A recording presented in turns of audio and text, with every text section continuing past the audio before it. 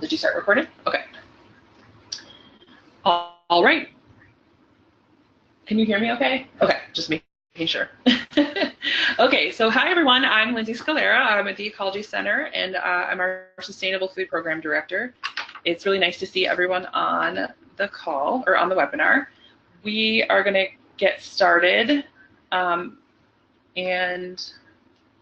oh, sorry, we are starting right now.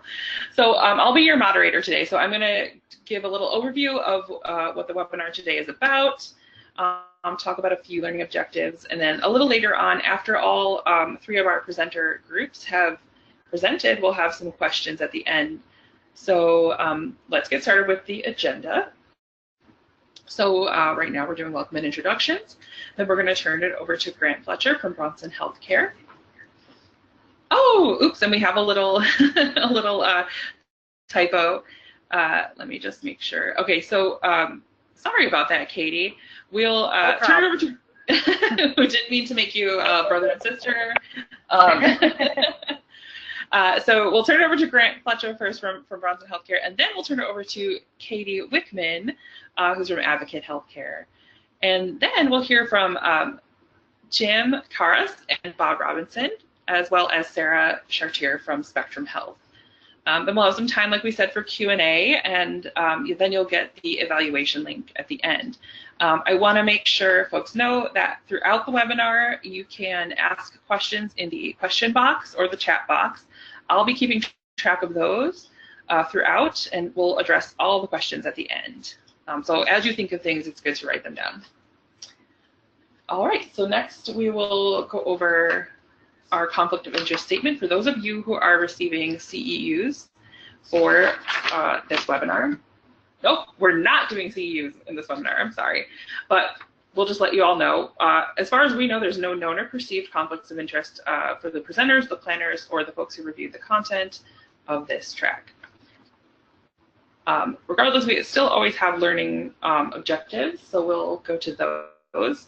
So our learning objectives for today are to identify initiatives in food preparation and purchasing that support a sustainable food system, to identify methods for reducing hazardous chemical use in a hospital environment, and to identify ways for folks to reduce energy use or energy consumption in the hospital setting. So that's what we're going to learn about.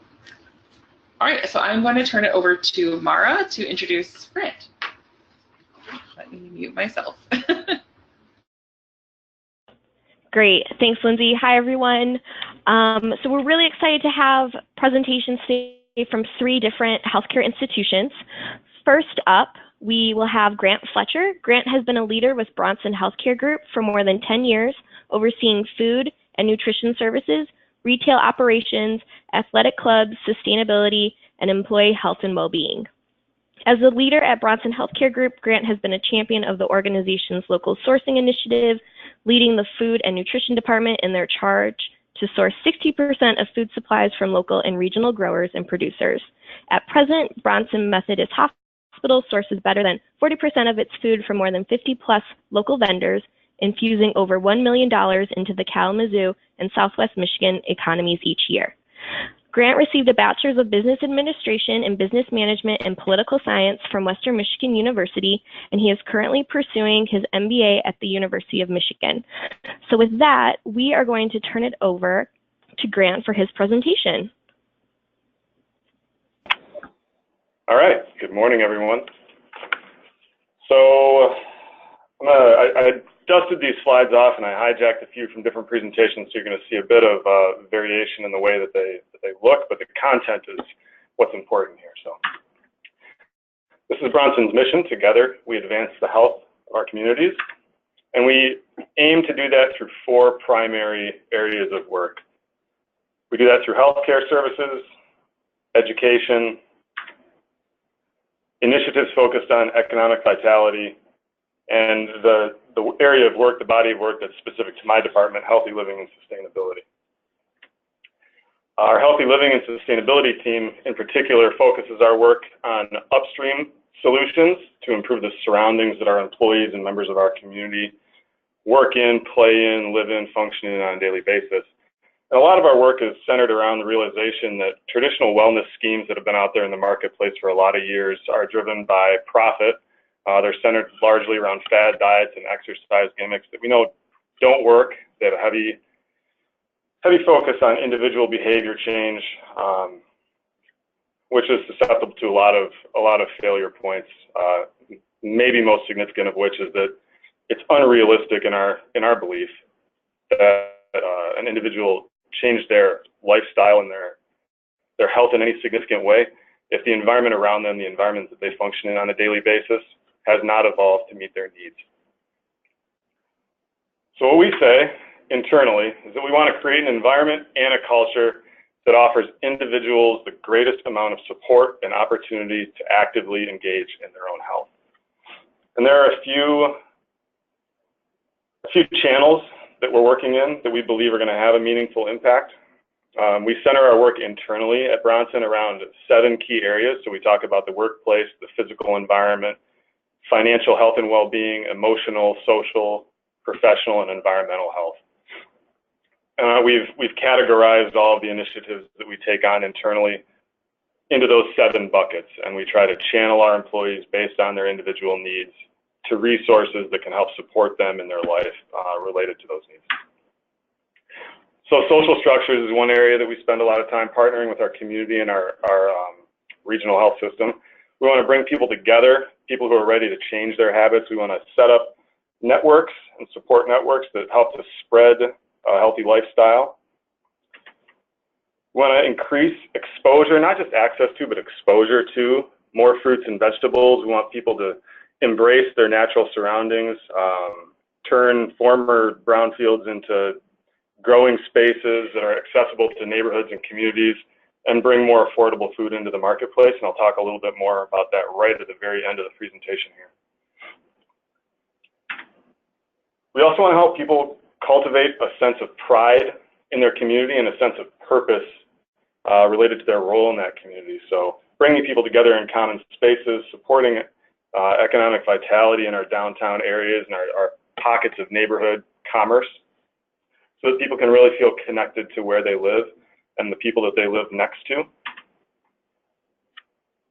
And we think a lot about our city ordinances and the way that our governments are constructed, the way that our zoning laws may prevent or encourage non-motorized transit, walking, biking.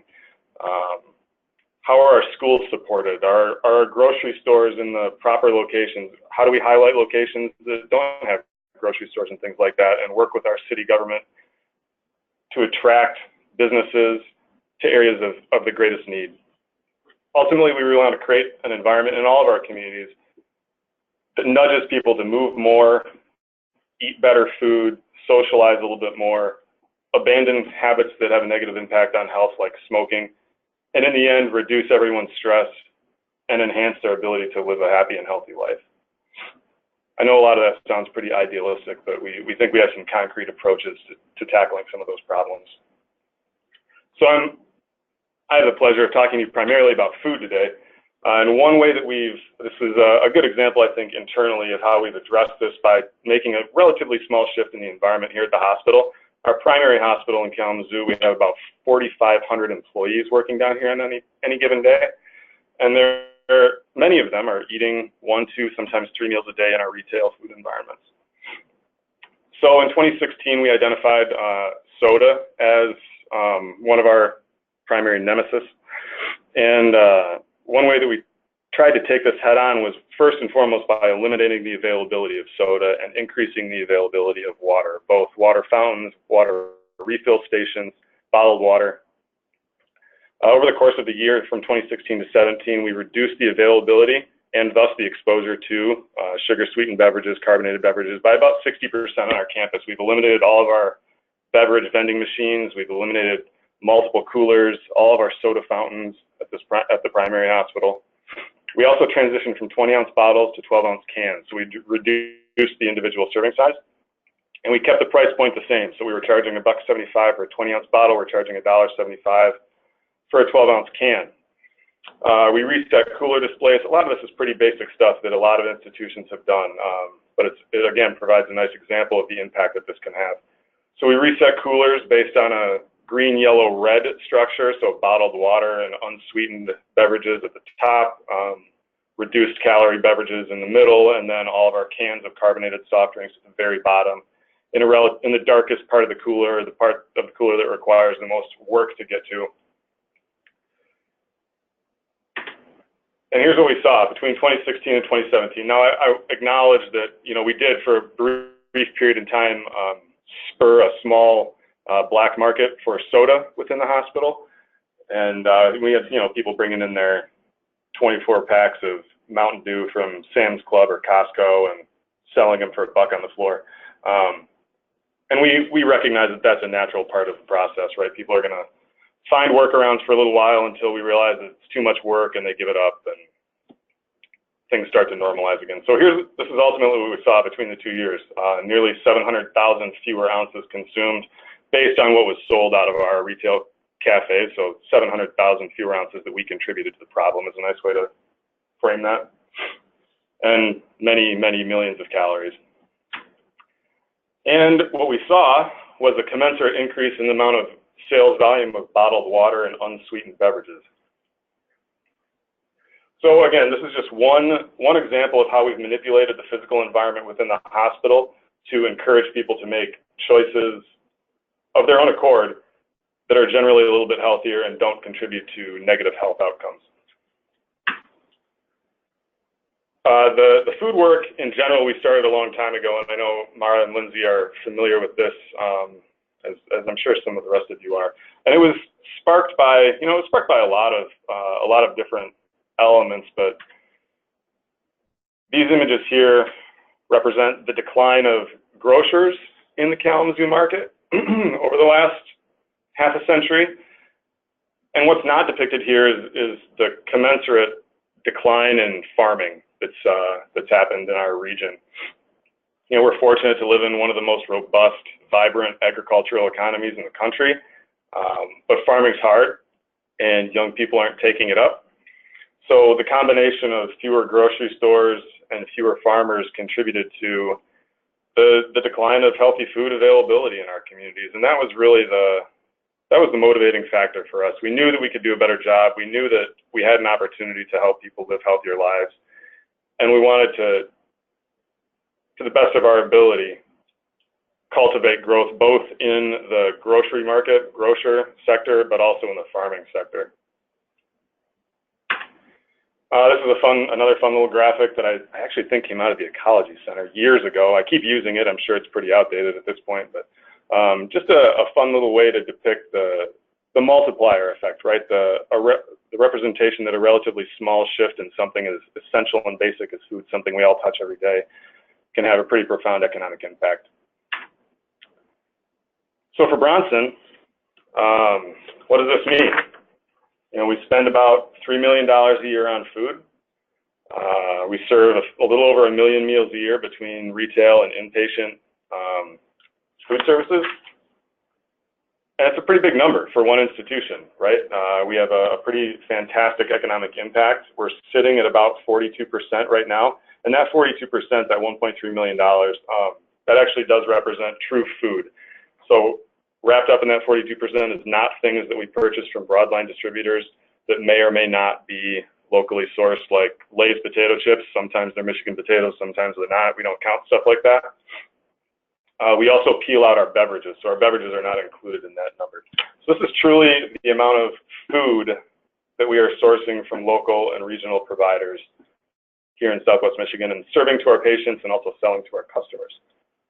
The economic impact of that is what we're really excited about at this point in time. So that $1.3 million a year over the last 10 years, you know, it's been ramping up to that point. But it's had a really measurable and visible impact in our community. You can see a couple images here of businesses that we partner with early on, Water Street Coffee Joint and the Victorian Bakery, both of which were those, the pictures lower and to the left are basement windows, actually. Both those businesses were functioning, one out of a commercial basement and one out of a residential basement when we first got connected with them. And over the course of 5 to 7 years, they grew out of those basement locations into brick and mortar buildings. Both of those buildings that they're now located in were formerly vacant. One of them, the roaster building, was abandoned and blighted and falling to pieces. So we see this $1.3 million, and that's where the multiplier effect comes into play. it gets reinvested into our community, sometimes in the form of brick and mortar shops, sometimes in the form of partnering with other businesses that then go to other area farmers and producers to source their products.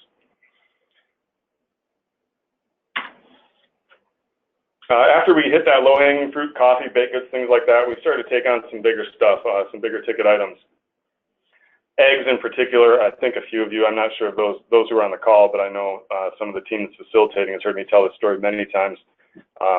The role that eggs have played in our transition into our transition beyond coffee and baked goods and into vegetables and meat, proteins, and things like that. A few years ago, we identified that we're spending a lot of money on egg-like substances or products alternatively known as egg.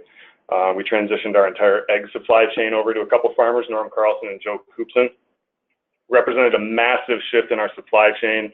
I think over $100,000 in spending that was going to things like pre-hard-boiled eggs and frozen omelet patties to Norm and Joe. We went from sourcing 8 egg-like products down to a single egg product. And there's a piece of equipment involved in that that played a critical role as well. And our partnership with Joe and Norm has blossomed over the last few years.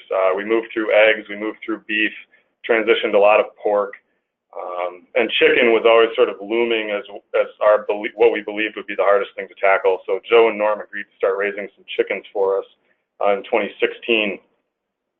We know that we purchase and use about 4,000 pounds of chicken per month. And these two gentlemen agreed to tackle a little bit of that in 16, a little bit more in 17, and even more in 18. So a really modest amount in 16. About 25% of our chicken was transitioned to real birds from Norm and Joe in 2017, and we're on target to hit about 50% this year in 2018. We've developed, as you can see on the slide, a regional network. So it includes 2 farms, 2 processors, and 1 further processor. All of our birds are raised, slaughtered, and the meat taken off the bone within about a 60-mile radius of our hospital here in Kalamazoo. And it's already spun off into some other marketplaces. So we don't have a use for the chicken wings because we don't have deep fryers, but there's a university in Grand Rapids that started purchasing the chicken wings from the further processor, which has also helped to reduce our total spend on some of this chicken. So between the chicken and the eggs and the beef, we're well over a $300,000 swing in spending from broadline distributors and the global food supply chain back to our regional network. The Food Innovation Center at KVCC has played a really remarkable role. I could give you separate presentations about this and numerous parts of this presentation. This is where we source almost all of our produce at this point. Virtually all of the vegetables that we purchase locally flow through this Food Innovation Center where they're minimally processed, packaged, and brought to our loading dock. This hub supports not only our demand at the hospital, but also the supply chain for the farmers. So the farmers spend less time running around, distributing their product, selling their product, tracking things down, and they can spend more time farming and building up capacity to meet the mounting demand for food products. You know, this food hub represents a major step forward for Bronson's Healthy Local Food Sourcing Initiative, but we also view it as the next step for our community. We think we can ramp this food hub up to meet the needs and demands of places like the public school system, who serves even more food than we do in half the amount of time. The notion of bringing our Kalamazoo Public Schools along on the food initiative and the potential economic impact that could create is really staggering. I think if they achieve the same 60% local sourcing target that we have, they'd be spinning off about $7.5 million a year in economic activity in our local food system. And there's a lot of, you know, tangential benefits to that, right? Like our kids actually get really good food in schools, which unfortunately is a novel concept at this point in time. And winding up here, this is the next phase in our process. We're excited to be transitioning a portion of our gift shop in October, which is full of knickknacks and trinkets. Those of you who have gift shops in your hospitals can, I'm sure, identify with this. Many of our employees go in here, wander around like zombies, and end up spending 50, 60 bucks on knickknacks and shelf elves. So we recognize an opportunity to transform a portion of that space, that square footage, into a much more meaningful use. We're placing orders actually today for some grocery equipment, and we'll be reformatting about half of that gift shop, which also houses our outpatient pharmacy, into a Michigan local food-focused grocery store that'll ideally, in the long run, be open 24 hours a day so that it can service the needs of all of our employees, patients, and families. We're looking forward to facilitating food prescriptions, clinical dietitian visits, and hopefully saving our employees. You know, back to the 7 dimensions of health, we want to give people back their valuable resources, chief among which oftentimes is time. If this grocery store can save a few employees trips to the grocery store once a week, we think it's a valuable exercise. And we figured out how to do it without much infrastructure improvement and just folding it into our already existing supply chain. So from a business standpoint, the grocery store is going to function as additional square footage for storage and potentially processing, but it's going to hopefully meet a really crucial need for our employees at Bronson Methodist Hospital here in Kalamazoo. So 30,000 feet. I hope that was helpful. I'm looking forward to answering some questions and connecting with anyone who wants to take a deeper dive into this stuff after the webinar. Thank you. Great. Thank you so much, Grant. And yes, like Grant mentioned, all of our presenters will be taking questions at the end of today. So please be sure, if you have some now, to get those into the chat box so we can address them later. With that, we are going to turn it over to our next presenter, who is Katie Wickman. Katie is the Sustainability Manager at Advocate Aurora Health in Illinois and Wisconsin. She is a registered nurse with past experience in clinical nursing and infection prevention in a hospital setting. Her education includes a Master of Science in Nursing, a Bachelor of Science in Biology, and certification in infection control. Ms. Wickman has influence in all areas of Advocate's sustainability program and plays key roles in the development of healthy and sustainable standards and practices at Advocate and among its 70,000 team members. She represents Advocate Aurora Health in several national market transformation groups and Healthcare Plastics Recycling Council Healthcare Facilities Advisory Board and the Healthcare Climate Council, working to advance health and sustainability throughout the healthcare sector. So with that, I am going to be turning it over to Katie so she can tell us a little bit more about her work and what's going on in her healthcare facility. Hey, thanks so much. How does my presentation look? It looks great. Okay, perfect. Thanks so much. Hey, everybody. Thanks so much for having me and inviting me to come and chat with you guys. Grant, I loved your presentation and all the things you're doing over at Bronson. Something to strive for sure, for Advocate Aurora Health. So I was asked to talk a little bit about Advocate's journey to safer chemicals, which I hope I can do in the next few minutes. It's hard to put it all together in 20 minutes, so happy to take questions at the end if you have any. I do want to say that as of April 1st, I am now representing a larger organization than what I'm going to be presenting on today. Advocate Healthcare merged with Aurora Healthcare up in Wisconsin in April.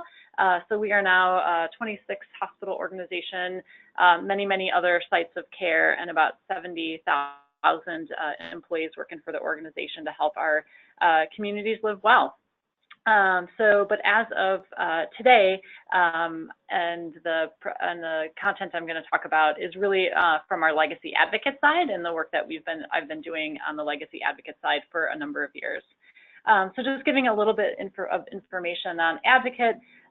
We are a faith-based health system in Illinois, mostly based in the Chicagoland region, though we have a little bit of a footprint in central Illinois as well, in the Bloomington-Normal area. We are 12 hospitals, about 400 sites of care, and prior to the merger, had about 35,000 associates, employees.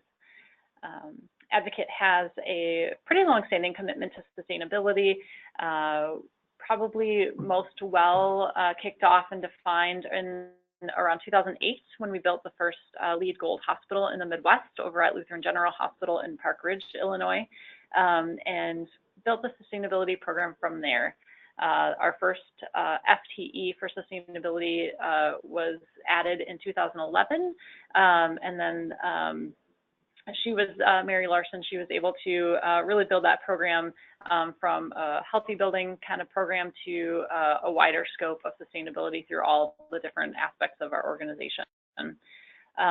One of the things that we did in 2010, 2011 was help co-found the Healthier Hospitals Initiative. So with I think 11 or 12 other co-founding health systems around the country, help launch, obviously, with Healthcare Without Harm and Practice Green Health, the Healthier Hospitals Initiative. It sounds like you guys are pretty familiar with the Healthier Hospitals program, but it was originally Healthier Hospitals Initiative was that 3-year program launched by Healthcare Without Harm, Practice Green Health, free to all healthcare institutions, I believe, in the country, and challenged healthcare systems and hospitals to 6 different areas, right? And so chemicals, safer chemicals was one of those areas of challenge, and within the safer chemicals challenge were a number of different goals, right? So for green cleaning, for PVC and DEHP reduction, towards safer chemicals in our interiors and furnishings, and as well as mercury elimination. So as one of the founding sponsors of the Healthier Hospitals Initiative, we also felt like we had to participate and follow through on all of the different levels. So to at least some extent, Advocate has dabbled and or been successful in all of those areas, and I'm also going to chat a little bit about our journey to a safer hand hygiene program as well. I won't talk too much about mercury reduction, but that was by far the first thing that we took on to make sure that we were reducing or eliminating mercury in all of our clinical equipment as we could, and now with our all LED light strategy, really making sure that those ends are coming together and getting wrapped up on mercury.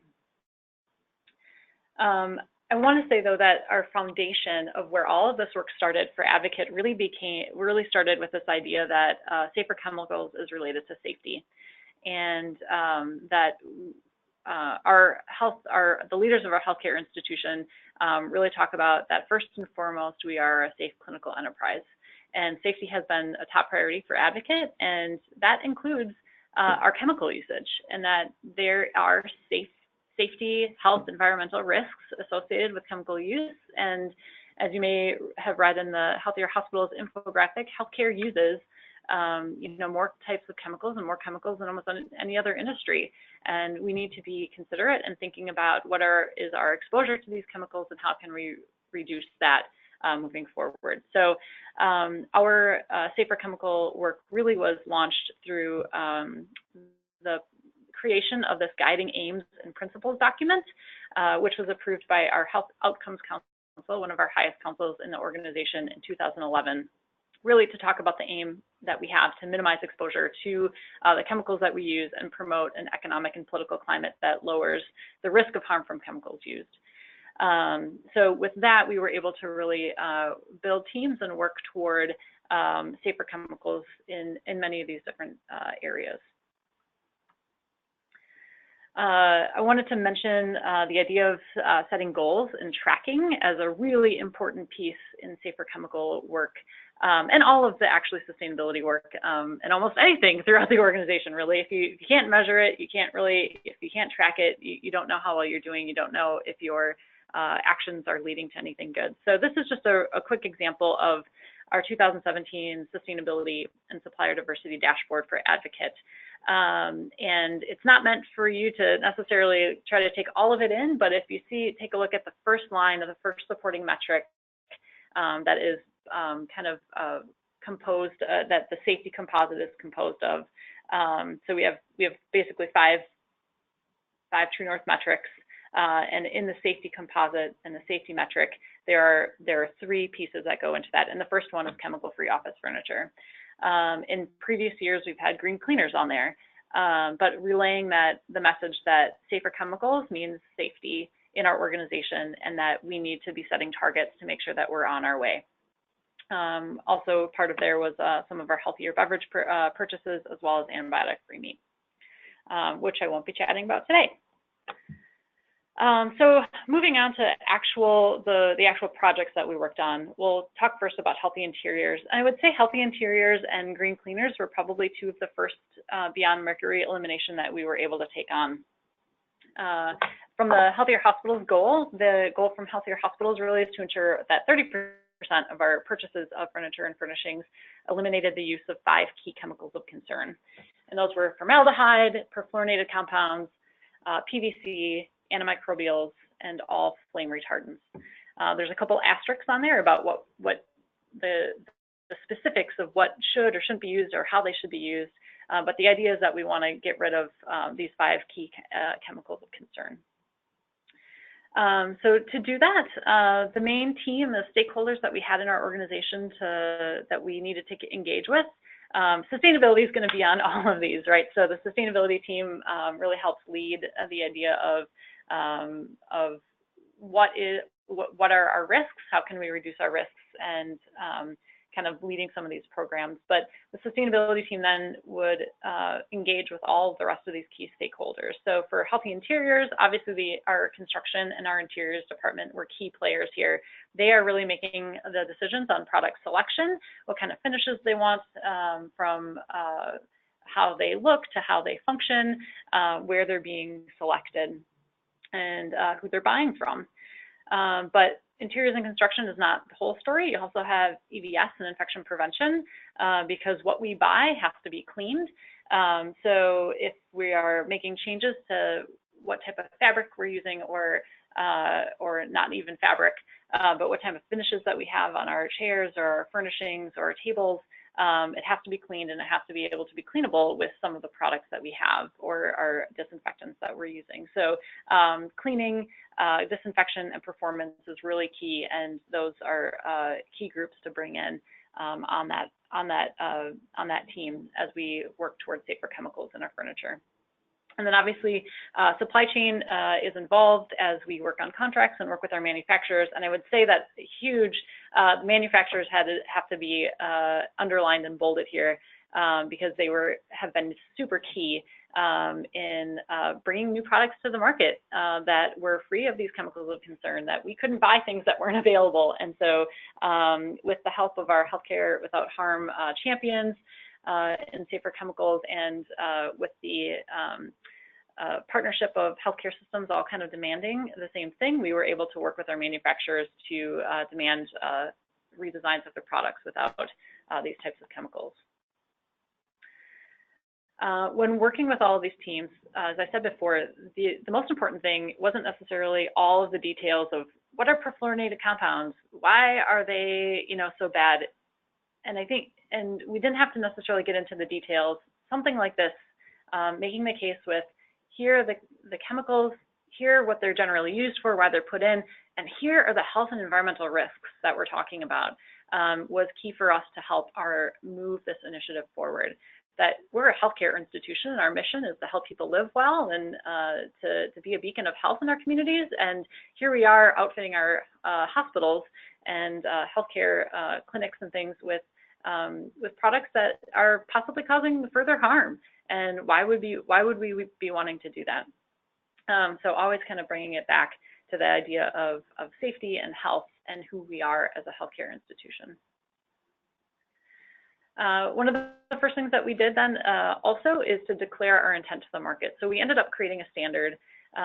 This is an example of one of the standards that we had for healthy interiors, which basically is word for word from the Healthier Hospitals program on the types of chemicals that we're removing. But basically, this is a standard that we were able to signify not only to our internal staff about how we want to purchase items, but also that we can send out to our manufacturers and our distributors of, hey, this is something that Advocate cares about, and we want you to make products that can meet that, so that we can buy products from you that meet these kind of goals. So it really had to be a team effort. And we were able to do that pretty successfully. And I want to say this is not about Advocate only. It's not also just about Healthcare Without Harm, Practice Green Health, but this was really a team effort through work of our Market Transformation Group, which is a group of healthcare systems that are kind of coming together to really call for these things within the market, and that it really takes a concerted effort and demand from a number of different buyers and customers for manufacturers to take note and say, hey, this is really important to us because it's important to our customers. So just wanted to say that this is not just the advocates' work here. But through the years, we've been able to work with a lot of different manufacturers, and they've come to the table with new products and continually do that, widening their scope of what they can offer us that meet all the criteria of the Healthier Hospitals program. So we are very happy to be able to partner with them. And there's a lot of work to do yet, especially in the medical product space, where things are a little bit more technical and a little bit harder to do, but we continue those conversations with some of our medical furnishing companies as well. And then I just want to mention for reports and tracking that it's, as I mentioned before, it's super important to give feedback to your buyers, to your manufacturers about how we're doing, and knowing that we're keeping track. And so you can see here on the left-hand side, these are all the advocate locations, and what are our total year-to-date furniture purchases, what complied with our Healthier Hospitals standard, and what percentage of that is there. And if we're not buying from places that we know has possible Healthier Hospitals products available, like what other ones? And I have to say that that list is all updated.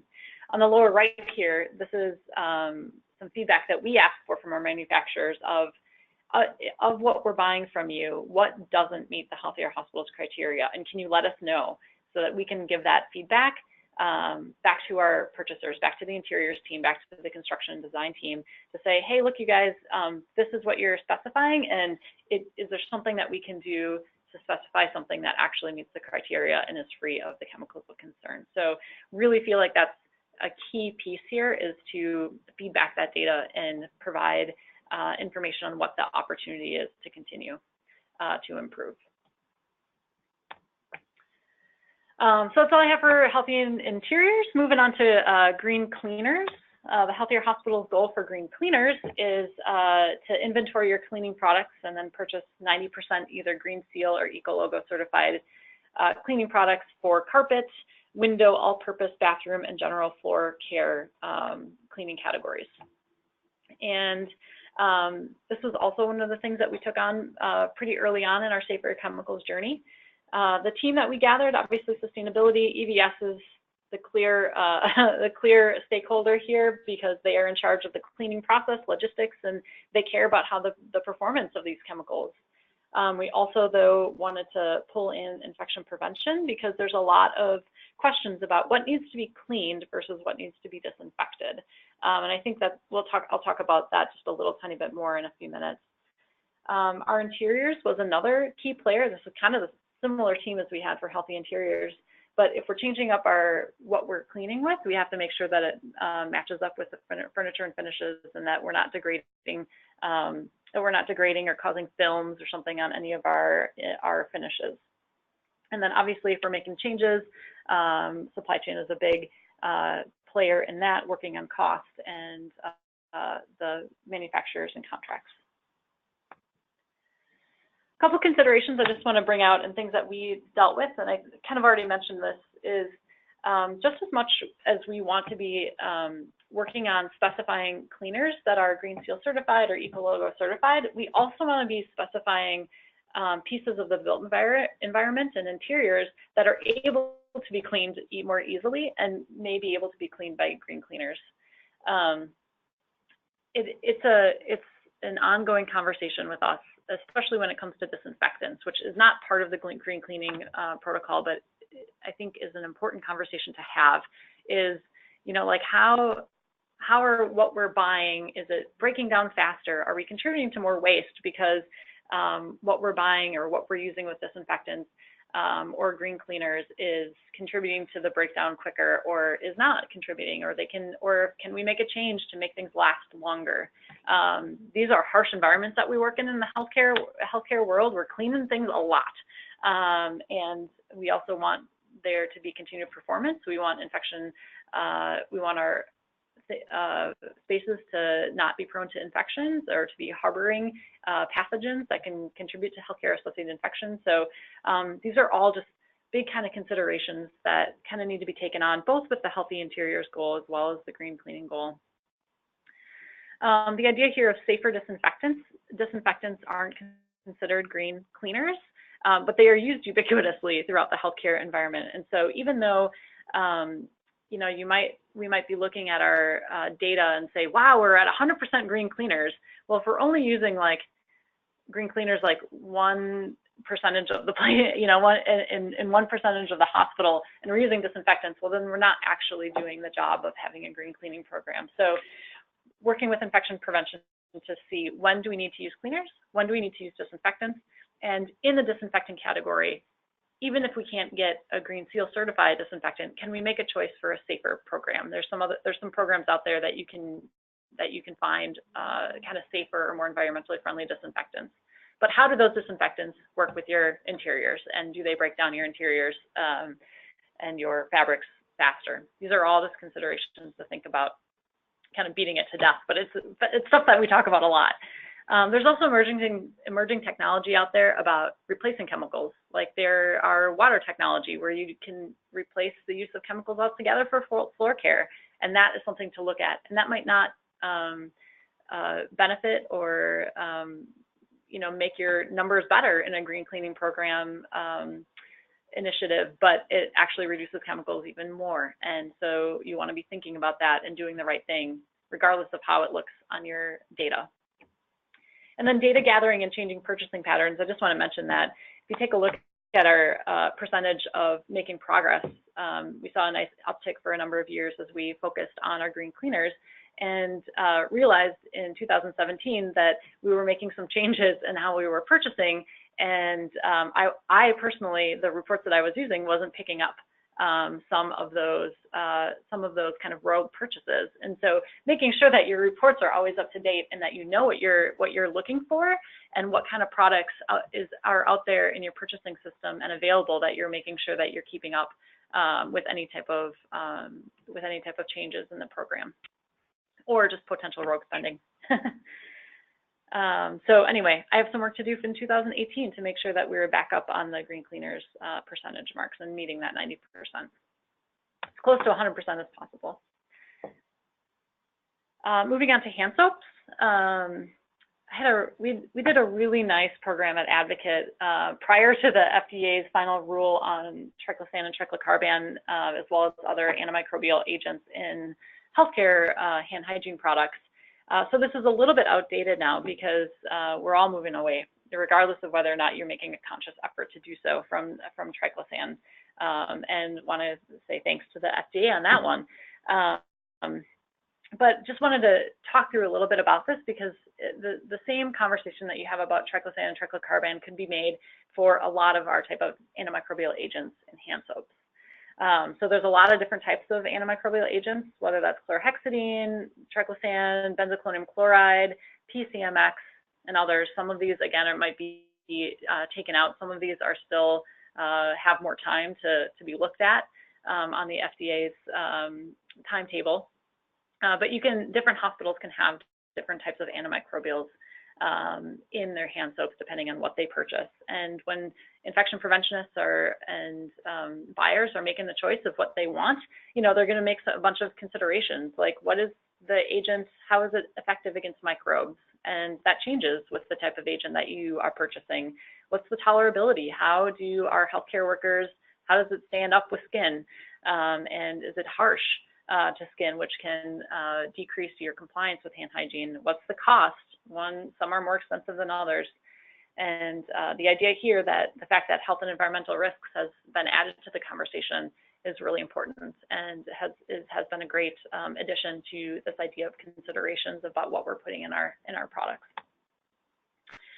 Just want to mention that the team that we had worked up for our hand hygiene program was a partnership between primarily between sustainability, infection prevention, and employee health.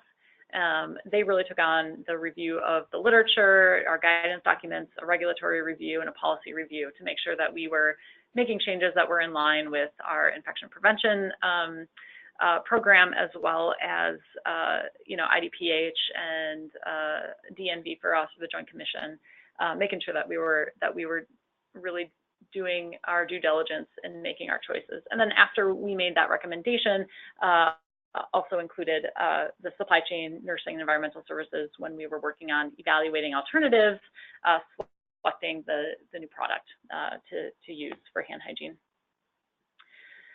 Just want to mention where I think a lot of hospitals, this is from my infection prevention background, but where a lot of hospitals and where a lot of infection preventionists land on this issue. You know, we follow the CDC, the World Health Organization, IDSA, and SHEA, where the Infectious Diseases Society of America and Healthcare, the Society for Healthcare Epidemiology of America, look at all those types of guidance documents to make our call.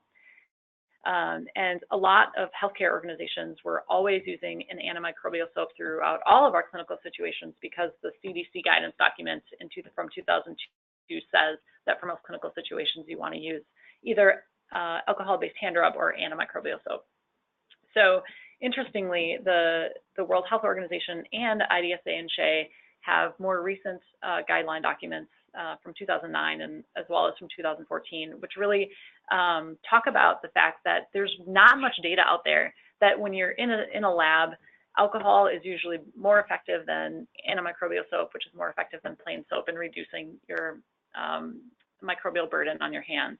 But in practice, there's really no data to show if there's anyone is better besides alcohol. But amongst actual hand soaps, antimicrobial soaps and plain soaps haven't been really well defined in real life practice of one being more than the other. So their guidelines say use either antimicrobial or non-antimicrobial soap. And for us, it was really nice that IDSA and SHEA wrote don't use triclosan-based soap because before that was an FDA rule. That was really important for us, for our infection preventionists to really make that change. Because I think there's a lot of inertia to say, if it's not broken, don't fix it. And the SHEA guidelines helped, and IDSA guidelines helped us to realize that maybe it is broken, and we want to fix it. When you're looking at evaluation of alternatives, you know, there's ongoing safety and efficacy evaluations on other microbials out there as well. And when we were looking for, you know, outside of our NICUs and outside of our surgical suites for surgical scrubs, besides alcohol being superior really in efficacy, there's really no other clear winner, which is what our infection preventionists came up with. So we ended up recommending that besides in our NICU, because there is an Illinois Department of Public Health rule that says we had to use an antimicrobial soap for our NICU, neonatal intensive care unit, that our recommendation was, except for a surgical scrub and in our NICU, we want to move away from antimicrobial soap altogether. So we're back to a non-medicated soap for all of our other clinical and non-clinical situations, which I think is a good step for us, and we haven't found any increase in infection rates from that, which was one of the things that we were going to obviously be tracking. So just wanted to mention that. Again, the conversation and landscape has changed since the end of last year or middle of last year, but still is something to consider when we're thinking about, do we need antimicrobials at every single hand wash station throughout the organization. Something to consider. And then finally, I just want to mention the PVC and DEHP free medical products work that we've taken. This has by far been the most challenging of the Healthier Hospitals Initiative's goals, which the goal is to eliminate PVC and DEHP from at least 2 product categories. The list is here of the product categories that are defined by the Healthier Hospitals program. There's a lot of reasons for those barriers, and I can say that we've done a fairly good job in our NICU, and we've made some good movements in exam gloves and for our IV therapy, tubings and sets and solution sets. But a lot of this gets super technical and very clinical, and so there's been a lot of barriers in this, and we'd love to hear if there are other organizations on the line who's had tons of success on this one so far, but this is a frontier, this is something that we're currently working on.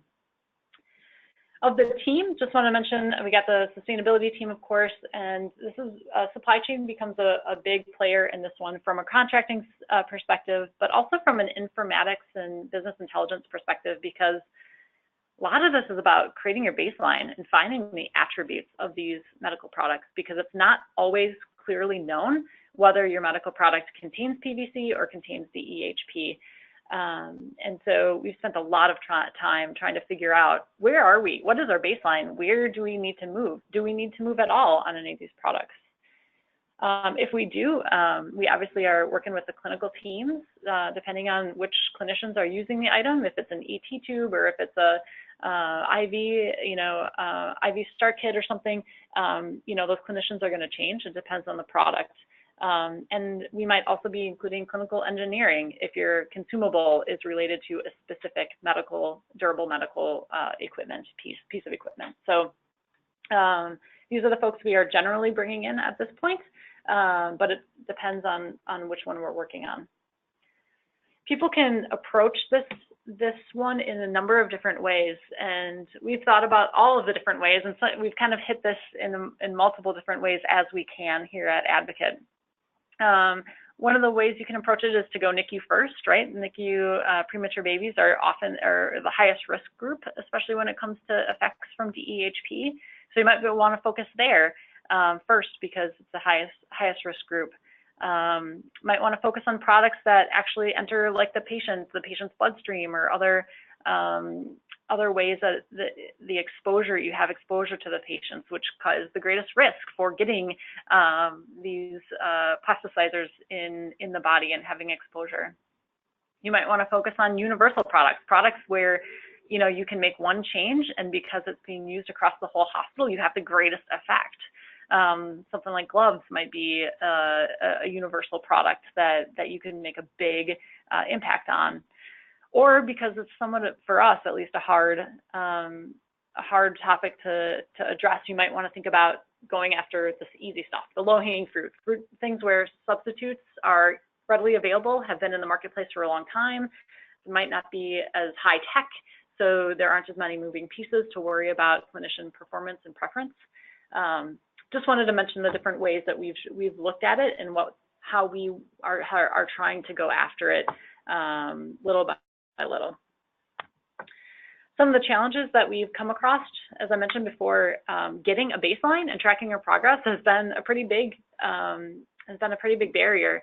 There's a lot of questions about what is part of those categories. Like there's just a lot of different medical products that might be able to fit in those categories, or a nasogastric tube. Does that include a Dow-Pop tube? Does that include for feeding, or is that an enteral feeding product? So just kind of figuring out what is in what category, and of the items that are in that category, what attributes do we have? What kind of changes do we need to make?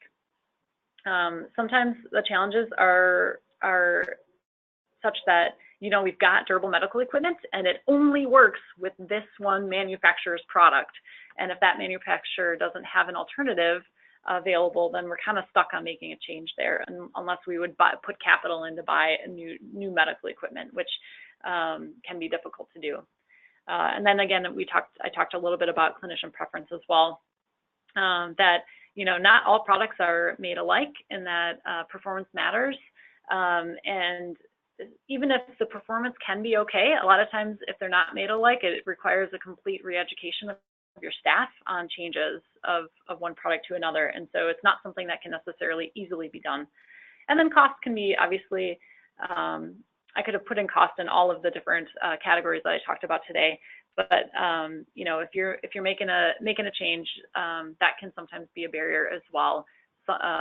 Green doesn't mean more expensive in all cases, but in every once in a while it can. Green can save us a lot of, being green can save us a lot of money as an organization as well. But sometimes it's a hard decision to make because of cost factors as well. So just wanted to mention those there and talk about and just say that this is a frontier for us. And again, we've done some good work with our NICU, our IV kits, and really finding what our data and our baseline is. But working with the Market Transformation Group and the Healthcare Without Harm to really help us move along on finding those alternatives and being able to make the changes in our purchasing.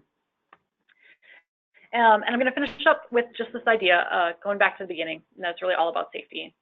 The precautionary principle really says that when the health of humans and the environment is at stake, it's not always necessary to wait for that definitive scientific certainty to take action in order to protect our patients and our communities. And so knowing that there is risk out there and that the science is really trending in one direction makes it about the safety and the health of our patients, our visitors, our communities, and our employees, and that bringing it back to this idea of being a safe clinical enterprise has been really instrumental in for us to make this work continue and make it a priority at our organization. So thanks so much for listening. Happy to take some questions at the end, and hope it was helpful.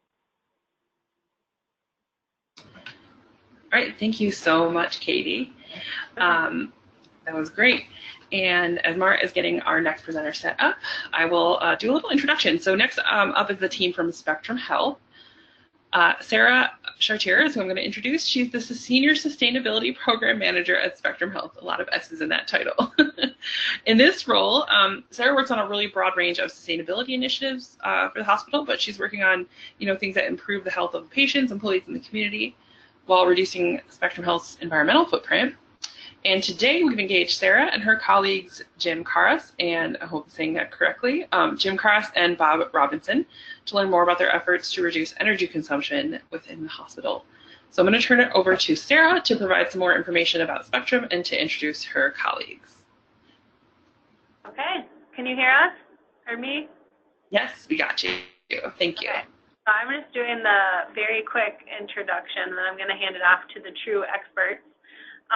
So Bob and Jim will be speaking today on our energy program, and they've been involved with Spectrum Health's energy program for decades. I think it's a fair way to say that. Overseeing the data management and energy programs within the Grand Rapids space, and now more broadly throughout the organization. So just a little bit of background about Spectrum Health. So we are a 12-hospital health system with a medical group and an insurance arm, 26,000 employees. You can see all the information here. And in total, we have over 200 sites that we operate within.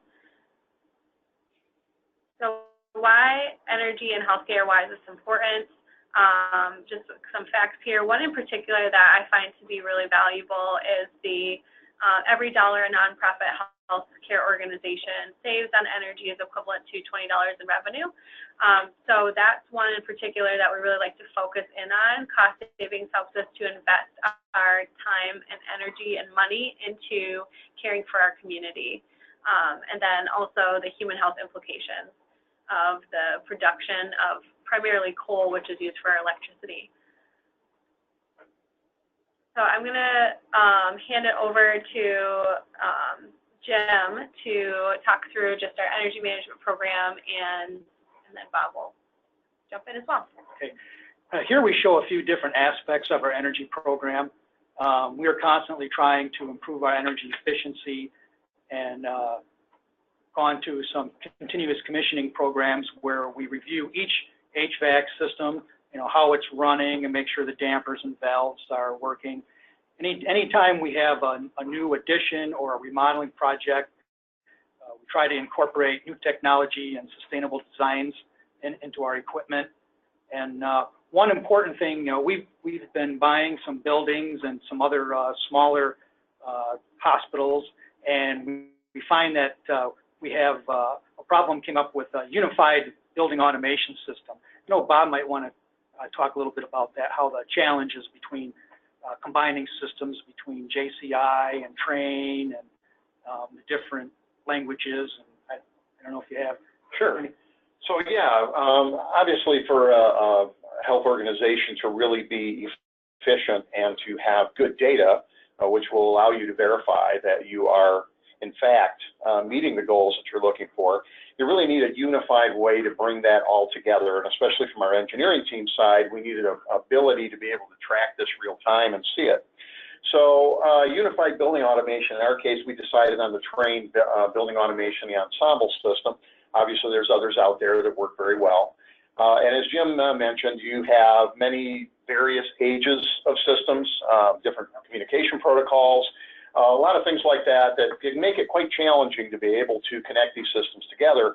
Fortunately, the majority of the new building automation systems out there have taken that into account, and we've been able to hook up almost every system that we have run into, from automated logic to JCI to Siemens and so on.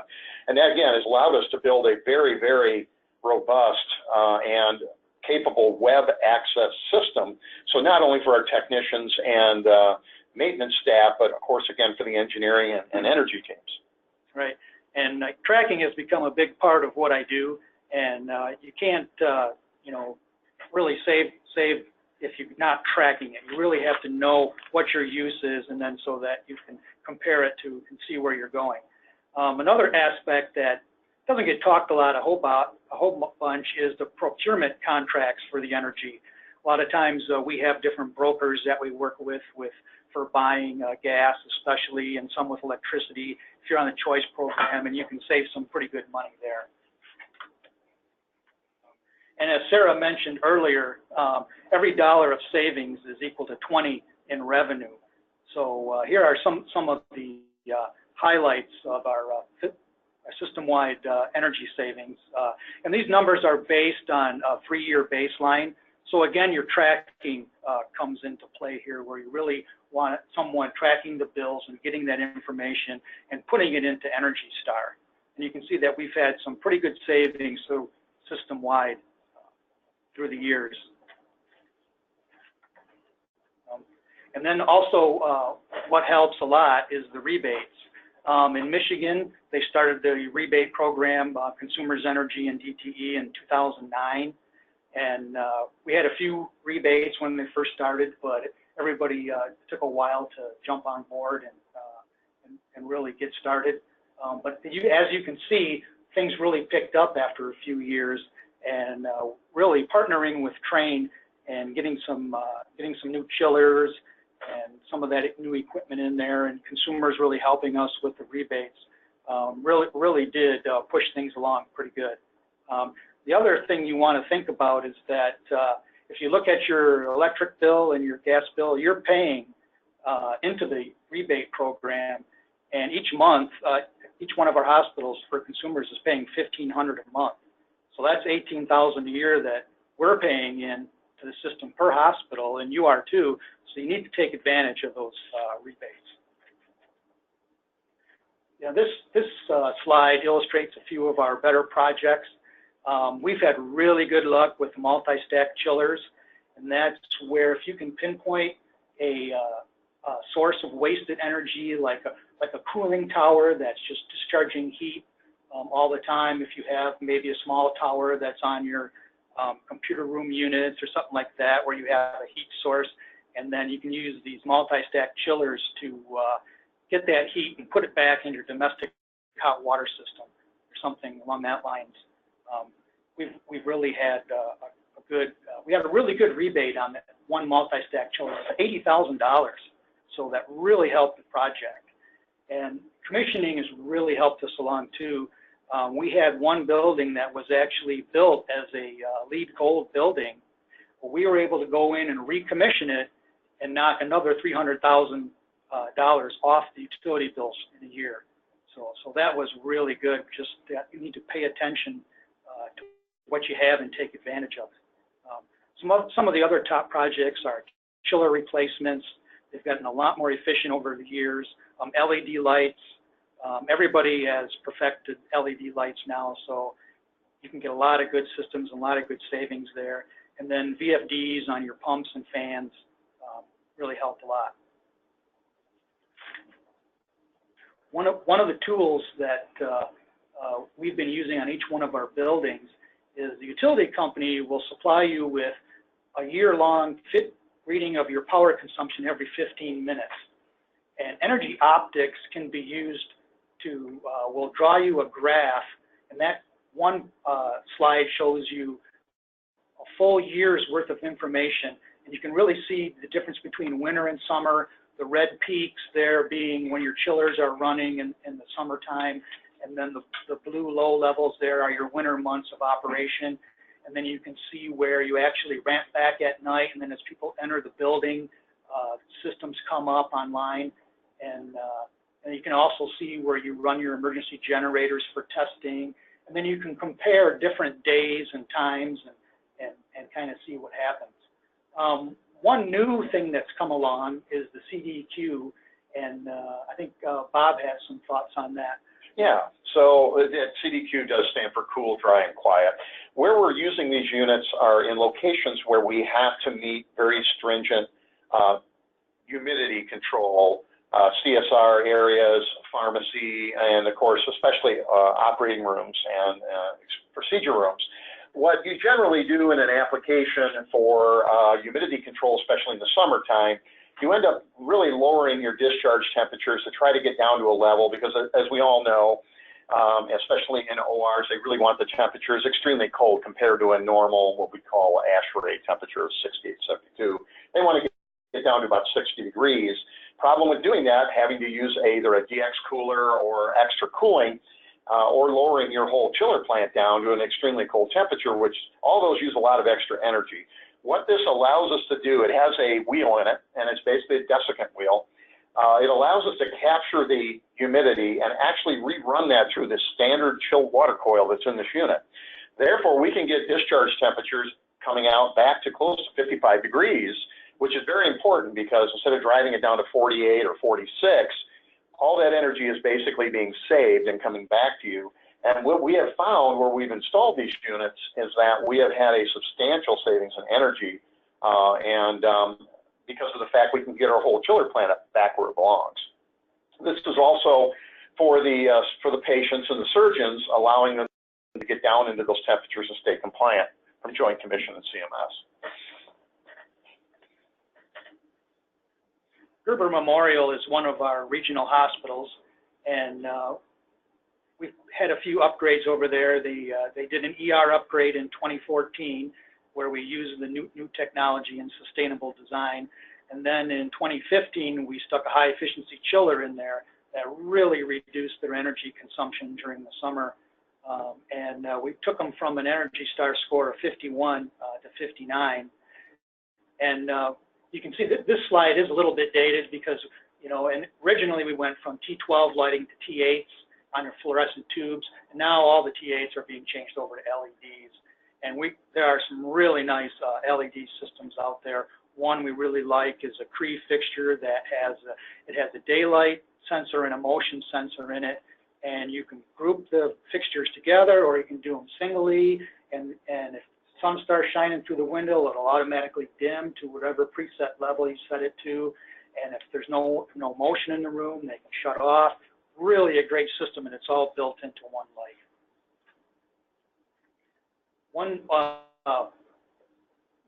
Our energy program has evolved over the years. We went from an ad hoc energy program when we first started, where basically you'd come up with an energy idea, you'd have to sell the idea to the director or VP, of your department, and then that would compete against other medical projects, and it really, we got a few projects through, but really it was pretty tough. Then we moved over to Sustainability Fund, and we ran that from 2011 to 2016, where we were given a pool of $1 million to draw from. And along with that, we developed a formal project application sheet and had a review committee that had people from finance and other people that needed to be on board to push these projects through. And then we would meet once a month, and we'd vote on the projects. And actually, during that time period, we saved $970,000. Now we've kind of transitioned into a new capital request fund. We've gotten big enough where we have to have all these ideas come in from all the regional hospitals and with all our other projects, and we're going through a series of upgrades. So we submit a PIP, which is a project idea proposal, and then that goes in where we get quotes, and we end up getting a deal sheet and getting a budget request number, and before we move on to execution. One thing on execution is a lot of projects can take several months to complete within a budget year. So you got to be careful on how much you let finance take out of your budget. If you're going to say this project saves $10,000 a year, they might want to take that full $10,000. But if it takes you 6 months to complete that project, you're really only going to save $5,000. Just something to be aware of. One of the things that comes up is many times you're faced with a dilemma of should I fix it or buy new, or can we just wait? The example we have here is of a broken damper, and it might cost you $5,000 to install a new one, but it's only doesn't cost you anything if you do nothing. Well, really, you're losing over $1,200 in energy per year if you don't fix that damper, so it's costing you money. And if you wait 4 years before you get that fixed, that $5,000 is completely wasted when you could have fixed that damper. And one of our largest hospitals is 2 million square feet, and we've got 200 air handling units in the hospital. And you can imagine just a few broken dampers or a few leaking valves, and it adds up pretty quick. You can be losing, $50,000 before you know it. We have a few tips for success. Look for projects that have a 4 to 5 year payback on them. Those are pretty good. You're going to save 20 to 25% return on your money. Low-hanging fruit projects are projects with a 1 to 2 year payback. One thing we found, though, that with your low-hanging fruit, it has a tendency to grow back.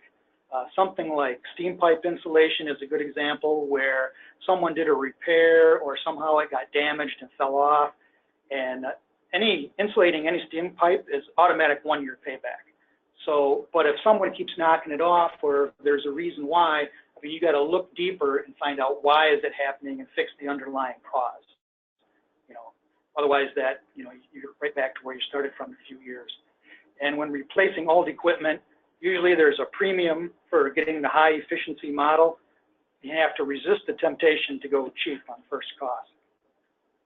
So one of the places to start is find your biggest energy consumer and then track that building, get yourself at least a year's worth of bills and put them into the Energy Star program. It's easy to get started in Energy Star, and once your building's in there, you can see how you stack up against similar buildings. And there's actually a place in there where they will tell you how much you can save. Say your building comes in at 45, and if you can move up to a 55, they'll show you the dollar savings there, and you can take that to your leadership and show them how much money you're going to save by doing these energy conservation projects. Another thing, and I think Bob kind of alluded to this earlier, is look to see if you have one problem area that's driving your chiller or your air handler to run at 100% speed all the time, or your set point is, like we have a case where you have to set your chiller at 45 or 40 degree water instead of 45. Well, and it's only because you have one problem area that either has a bad air handling unit or low airflow, or they put some computer equipment in there and now it can't keep up. So, but now it's driving the whole system to run colder than it needs to be. So, look for areas like that and you can save a lot of money. We still have a lot more work to do. Many of our buildings aren't even 50 on Energy Star. We have a couple. One just hit 70. We're pretty proud of that one, our Zealand facility. And, so don't worry about where you might fall in Energy Star. We had some buildings, we got some that are in the 30s, some that are, around 45, 50, and, some that are 65 to 70. So I think that's it. Unless you got anything, Bob, that? That pretty much says it all. I guess, like Jim has been saying, the biggest thing is to make sure that you start the process as soon as you can. The longer you wait, the more it's going to cost you. You do have good opportunities, of course, when you're replacing new equipment. And again, any work that you do complete, you really have to make sure you put in a program that can verify that continues, because it is very easy for equipment to get out of spec within a 4 to 5 year period. and just you're taking on belief that that equipment is still operating the way it was, but it's not. Everything needs maintenance and has to be done. And the utility companies will help you with your energy projects. They have engineers on staff that can help. And many of your contractors, your local contractors, and the utilities will pay them a bonus for the energy projects. Contractors will get paid a bonus if for the amount of rebates that they do. So they're more than happy to do the rebates for you and save you that paperwork and then knock that money off the project at the end.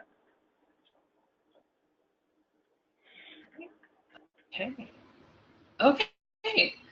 Thank you, Bob and Jim and Sarah. We do have a few questions. I'm going to remind everyone right now is the time when you can type some questions into that question box or in the chat box, whichever one strikes your fancy, and we'll kind of monitor those. And I know we do have a few questions all ready to go. So we'll start with the first one that was submitted, and that was to Grant. So Dietrich says, thank you for a great presentation. Can you give us a picture of Bronson when you began? Were you brought on the team with the goal of increasing food sustainability, or was that something that you pushed for as you explored your position within the organization? Sure thing. It was, a little bit of both of that. When I came on board, Bronson was in the process of transitioning away from a contract management food service company into a self-op situation. And it was sort of an informal goal at that point. That was probably around 2000, not probably, that was around 2007. And shortly thereafter, I think, and Lindsay, you can help me or correct me on this, it was when the Healthy Food and Healthcare Pledge first came out. And it just seemed logical that we signed up. I think we were the first hospital in Michigan to sign that thing. And that's when it really became official, that 20% by 2020 goal was written into that. And it really just ramped up quickly from there. I came in with a lot of local relationships and just ended up having a ton of fun doing it. But in terms of what drove it or catalyzed it, it had a lot to do with that pledge, with the organization's commitment to the community, and with the fact that we were not contract managed, so we had a lot of flexibility to purchase off contract. So there was very little to no local purchasing going on up to 2007 when I came on board. Thank you. I wish I knew exactly who the first one to sign that pledge was. I can go check for you, and I can let you know later. Okay, thank you. So then I think we have a couple other questions. Becca, did you have a question, or you can? I have a couple other questions here. Go ahead. Oh, okay. Sorry. Okay, so we have a question for Spectrum. So you all are making these changes kind of throughout your system, and I know that some of your hospitals are in like smaller rural areas and some are in bigger cities, and we were just curious if you've kind of been engaging in telling the story of your energy savings to those communities or within the hospital setting, and if so, how have people responded to that? So we were actually just talking about how we need to do a little bit more celebration of the work. We haven't done a tremendous job of celebrating and sharing with staff, but those that do learn about our program are really engaged and excited to hear about the work and find a lot of value in it. And then more so, we have conversations with other organizations within the community about sharing best practice and success. We've presented at Battle of the Buildings and other spaces that are predominantly made of other advocates in energy and sustainability. So we need to do more story sharing. So not enough yet. It's tough to add that to the list as well. We're making all these great changes. Thank you. And so then I have one for Katie that is similar to what Dietrich asked. So Katie, can you tell us a little bit about, you're really well versed in the Healthier Hospitals Initiative and with your membership in Practice Green Health. My question is sort of, what's the motivator or driver behind sort of getting involved in those sort of national programs, and how did that look at the administrative level? Did you have to build buy-in for that or that kind of thing? Yeah, so technically that's a little bit before me.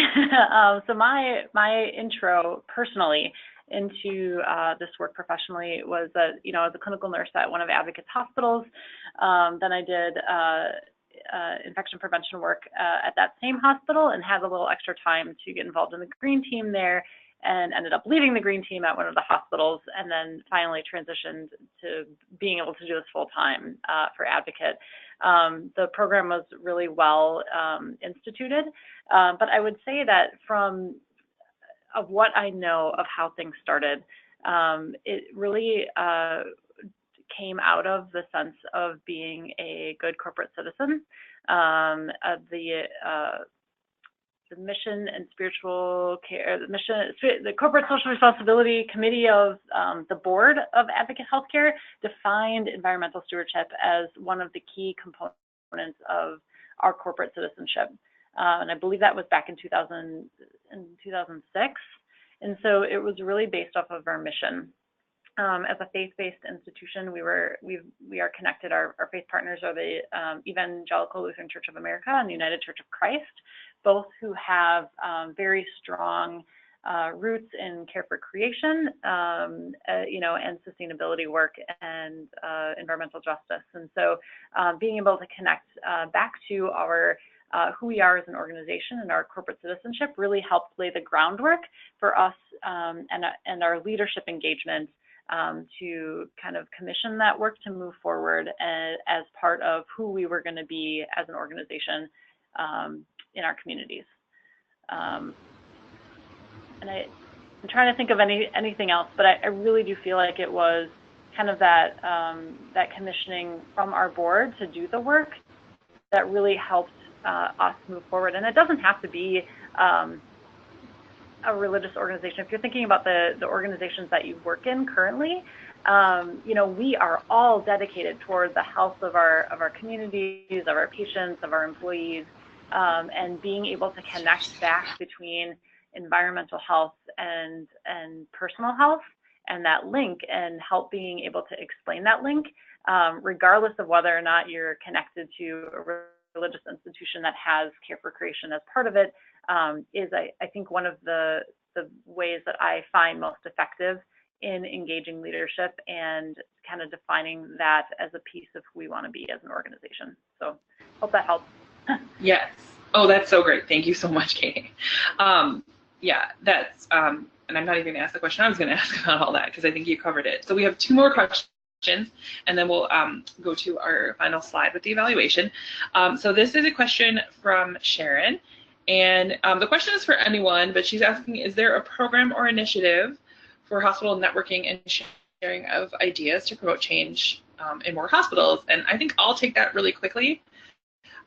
Yes, there is. We are connected to it. So our, I would say the primary network is Healthcare Without Harm, and there are a number of us working sort of in the different programs of the climate and energy team, the greening healthcare, and the food team. And so we can make sure you guys have some resources, specific resources, but I really recommend going to check out the website. It's noharm.org. And you can check that out. There's a number of sort of networks and programs that sort of spawn from that all throughout the country. Thank you.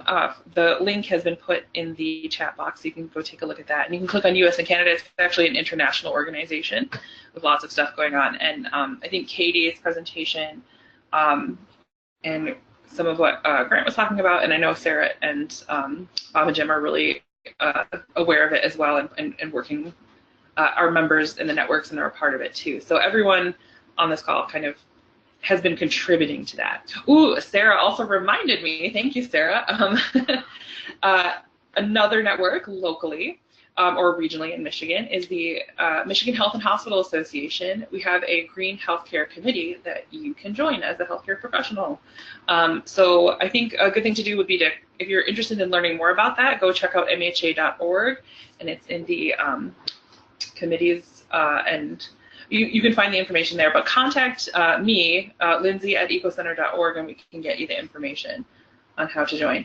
And we'll make sure that all of these resources that we're talking about today will be shared on our Health Leaders Fellows webpage. And then we can copy that link. Can you copy that link for everyone? Yes, thank you. Okay, so there's lots of ways to get involved and to stay connected. And we should mention that Practice Green Health, that's been mentioned a few times, is a membership organization, so hospitals can join as a member. And there's more information about that at practicegreenhealth.org. Okay, so our final question is going to be from Becca. I'm going to mute myself because there's no echo. Okay, so the last question here, it really came up, Katie, during your presentation, but if others wanted to chime in really quickly, and I know we're almost out of time, you mentioned the different teams, environmental services, infection control, interiors, and supply chain that you've had to work with on various projects, and I'm wondering a little bit about how you were able to get them to buy in to these campaigns. Was it something that sort of bubbled up from the ground up with a green team or something like that, or maybe the role of top-down support and a commitment from the organization?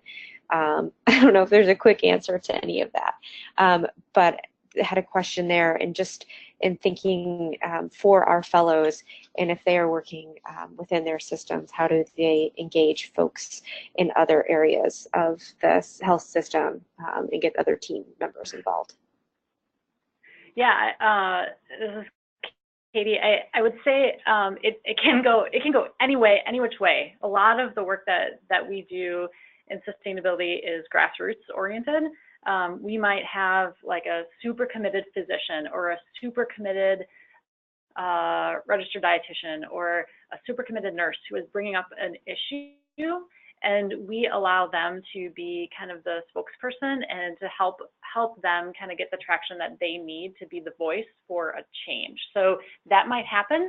So if you happen to be one of those people, trying to connect to somebody who can help you kind of get your voice heard about your concern, or using like your clinical tools. One of the things that we did for a number of these types of projects were to use one of our safety communication tools, our SBAR, which stands for Situation, Background, Assessment, and Recommendation, and to make our cases that way. And if it can come through like a clinical team, like for example, antibiotics in our food and our meat came from our antibiotic stewardship team. Luckily, I was on that, learned about the issue, talked about it with the pharmacists and the infectious disease docs and stuff like that, and thought, geez, we got to make this consistent throughout our organization, so it went up that way. Sometimes it also goes top down, and so having that's why I think engaged leadership is so important, and might be one of the reasons why the Healthier Hospitals initiative had engaged leadership as one of their key challenges. That yeah, there's a million other priorities out there, and we usually just go where there is energy and there is movement, and so we try to engage by managing through influence most of the time. Every once in a while, we can grab leadership to help kind of define that. I know we're out of time. I'll stop now. It's an interesting question with a lot of different answers. Yes, thank you. And with that, I want to thank all of our presenters for your time and for preparing for this webinar and sharing all of this information with our fellows and for the folks who will watch this later. It's very inspiring to hear the ways that you approach this work and all the different successes you've been able to have, and like the sort of struggle and the journey ahead. So we really want to offer our appreciation for that. And so the next slide, we'll just kind of close things out here. So we have our evaluation link up on the screen. All of our Health Leaders Fellows need to fill that out. And it helps us kind of, get some feedback from you and better understand, how to improve the program. And we want to remind everybody that our Facilities Day is the next event. Oh, thank you. We have a whole slide on it. Yep, that'll be Friday, August 24th, 9 to 3 p.m. with an optional farm project that will be after. We are still working out some of those details, so stay tuned. It'll be at St. Joe's Hospital in Ann Arbor, Michigan, and we want to remind you to confirm your attendance with Mara. That's going to be a really exciting day. We'll get to, you've heard from our presenters sort of around the region today about how they've approached these things. Then we'll go and meet with another hospital and see in person how they also approach these things and what they've been able to accomplish. Let us They know have if you an have awesome questions. farm. Yes, we're going to get to tour the farm. That's exciting. I got to tour the farm at 1.2. Yes. Definitely a sight to see. Yes, absolutely, absolutely. So get excited about that. And I think with that, we'll just say thank you again to all of our presenters, and we'll remain on the line for a minute or two, but everyone else is welcome to take off and go fill out the evaluation form. All right, and thank you all for spending some time with us today.